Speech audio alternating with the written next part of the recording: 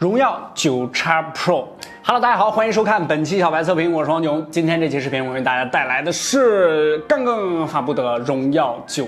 Pro 啊，这台机器从前期预热开始啊，这个大家的关注度都比较高。说机器之前呢，先来看一下这次发布会的这个邀请函，挺有意思的。之前我们是很少跟大家提到邀请函，这次的发布会呢我没去，但是这个邀请函它直接送了一个810处理器的芯片，这芯片是真的啊，给这芯片一个特写，上面是一个麒麟的小 logo， 然后后边呢全是驻点，并没有810的这个标识，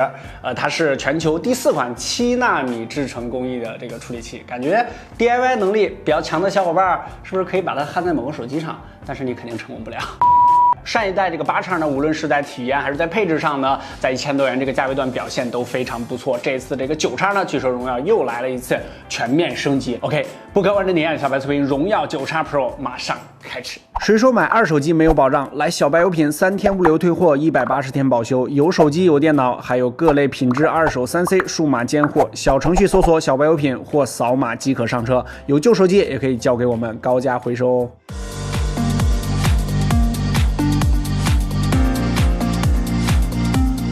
记得3连本视频点赞、收藏、投硬币，特别感谢。一台黑色，一台幻影紫色。这次它这个幻影紫呢是它的主打颜色，咱们就先来看这个紫色的版本。手机呢是前期我们已经设置完毕了啊，手机咱们先放在旁边。配件方面呢，一个清水套啊，还有一个10瓦的快充头，还有一个就是 Type C 的数据线，别的就没了。上一次这个8X机器哪儿都好，使用了 Micro USB 的这个接口，但是这次的这个9X呢是换上了 Type C 的。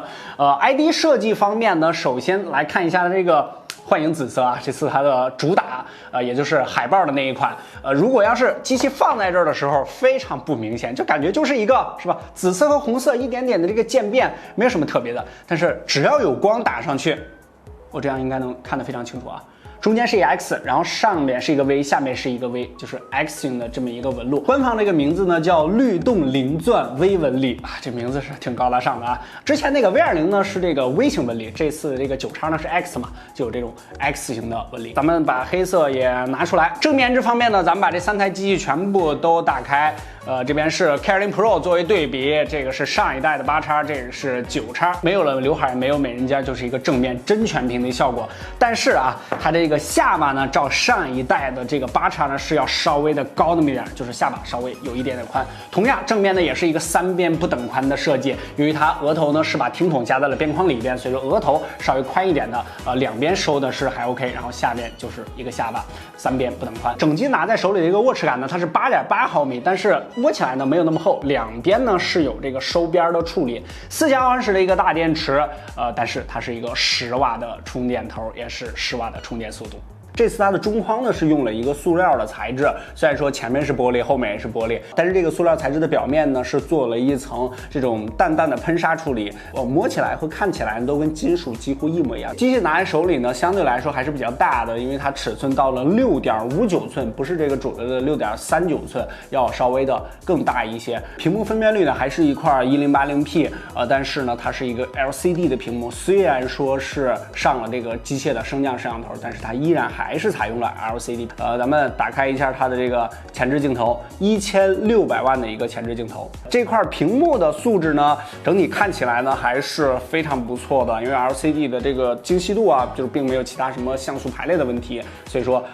观感上呢还是挺 OK 的。就是我个人是比较喜欢 LCD 的那个风格啊，但是呢也必须说明，比如说我们手里这个黑色版本还有这个紫色版本，就是它的这个屏幕的底部边缘呢还是有那么一丁点啊稍微泛暗的这个感觉，就是这个边缘那个切割，但是顶部并没有，这个底部这个 R 角上呢是稍微有一些，但是已经非常淡了，几乎不影响。我是以这种测评的眼光去挑剔的去看。升降摄像头上呢，刚才给大家已经有演示了，它这个升降模组呢是比较小的，就也比较薄，然后同样也是如果你使劲一摁的话呢，它会自动下去，有一个保护的机制。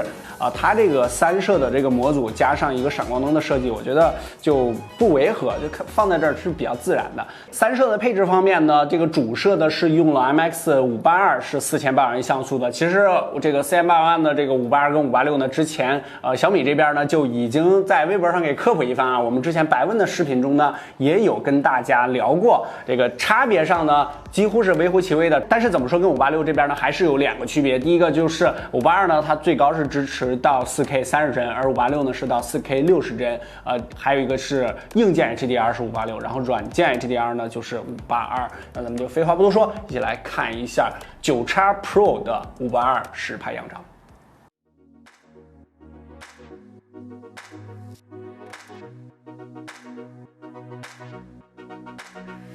还是老规矩，在我们的小白测评微信公众号后台回复9X Pro， 本期视频的所有实拍样张和实测数据，你都可以随时随地免费查看。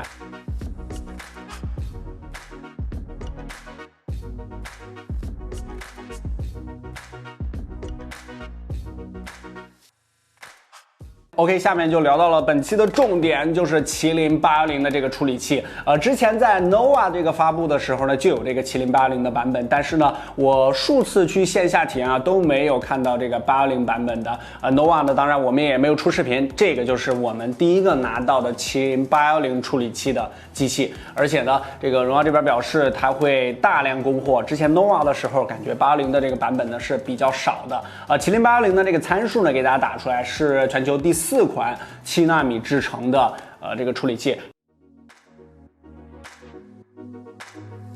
小白测评数据库微信小程序即将在本月上线，你就可以更方便的查看数据啦，赶紧扫码关注。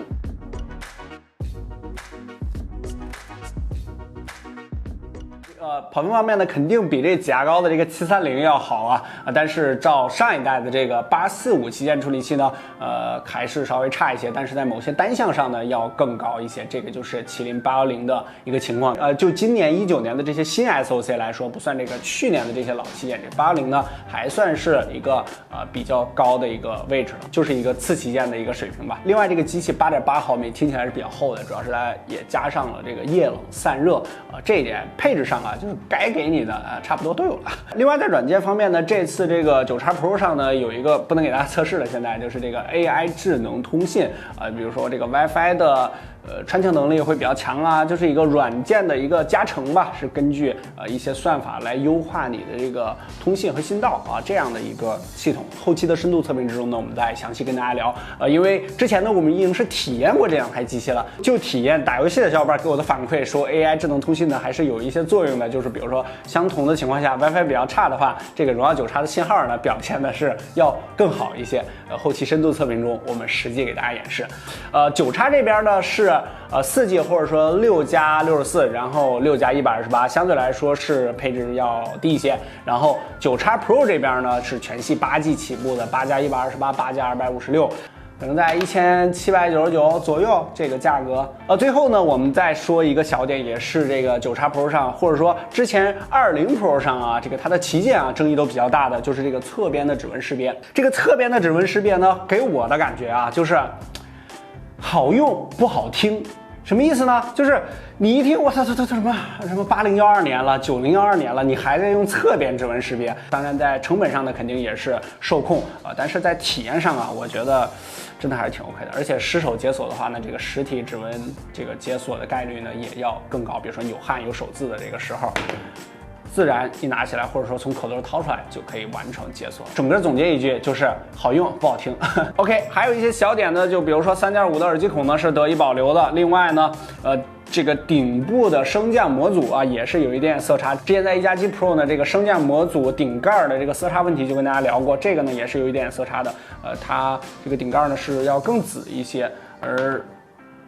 黑色这个呢也有一点色差，黑色这个要泛银一些，但是我感觉并不太影响。卡槽是被设计在顶部，是一个现在来说比较少见的雨货卡槽，你可以放内存卡扩展，然后也可以放2个 Nano 的小卡。OK， 这个就是9X Pro 的一些情况。这个除了视频呢，最重要的就是我们的微信公众号小白测评，每日新鲜资讯，每日语，每一天在那儿和你聊天。本期视频的所有关键数据你都可以在后台回复9X Pro， 随时随地查看。OK， 不会关注你，小白测评，我们下期视频再见，拜拜。